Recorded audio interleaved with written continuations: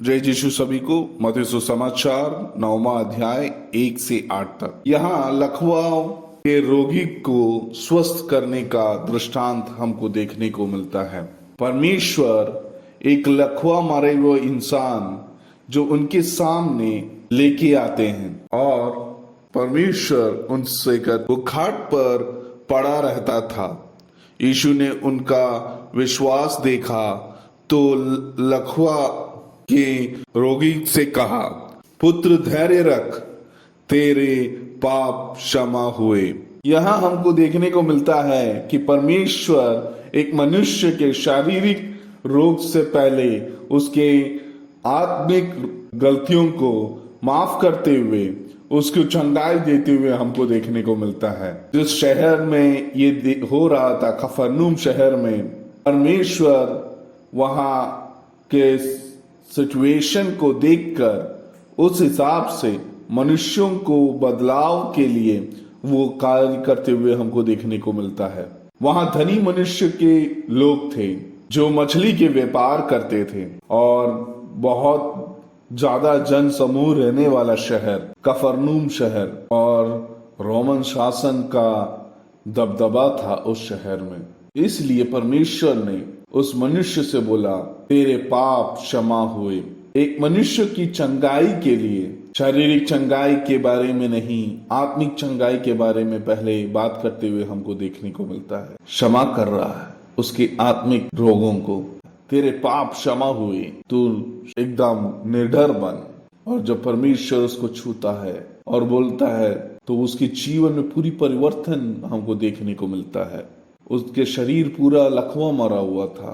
यीशु ने उनके विचार जानकर कहा, तुम अपने मन के बुरे विचारों को क्यों ला रहे हो? सरल क्या है यह कहना कि तेरे पाप क्षमा हुए, अथवा यह कहना कि उठ और चल फिर। वहां जो फरीसीस खड़े थे या कुछ शास्त्री खड़े थे, वो आपस में बातें करते हुए परमेश्वर को समझ में आया। तब वो परमेश्वर फिर से उनसे यही पूछता है, शारीरिक चंगाई जरूरी है कि मानसिक चंगाई जरूरी है?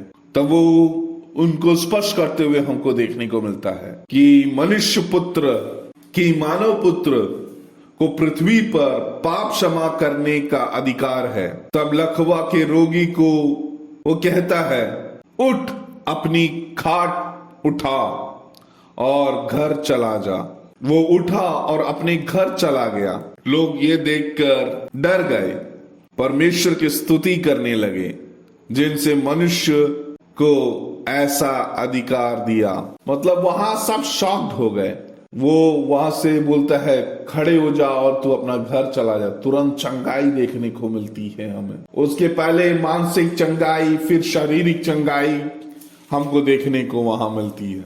वहां जो इकट्ठे लोग थे ये शंका में, ये मनुष्य कौन है? क्या यही परमेश्वर है? ये अधिकार प्राप्त मनुष्य, चंगाई देने को अधिकार प्राप्त मनुष्य चंगाई भी देता है और पापों को क्षमा भी करता है। बहुत आसान है बोलना तेरे पाप क्षमा हो गए, लेकिन उसके साथों साथ शारीरिक चंगाई करना आसान नहीं है। इस मनुष्य के पास शारीरिक चंगाई देने का और मानसिक चंगाई देने का शक्ति था। इसलिए बोलते हैं हमारे कर्म हमारे वाणी से भी बराबर होना चाहिए। कर्म और वाणी दोनों बराबर एक साथ चलना चाहिए, तभी परमेश्वर की स्तुति होती है। यहाँ एक अद्भुत कार्य हमको देखने को मिलती है। इस उपवास के समय आए हम भी अपने शरीर की चंगाई के साथ आत्मा के चंगाई के लिए भी परमेश्वर से प्रार्थना करें, ताकि हमारे जीवन में हम आत्मिक रूप से और पापों को क्षमा कर सकें। जो पाप हमारे मन में छुपा है, जो पाप हमारे दृष्टि में छुपा है, जो पाप हमारे सोच में छुपा है, उस सब से हमको चंगाई मिले। जाने अनजाने भी हम अपने सोच, कर्म और वाणी से पाप करते हैं, उससे हमें चंगाई मिले। हमारे मुंह से अच्छी वाणी आए, हमारी सोच एक अच्छे स्वस्थ सोच रहे, हमारे कर्म किसी को नुकसान ना पहुंचा पाए। इसलिए हम अपने आप को परमेश्वर के हाथ में समर्पण करके प्रार्थना करें।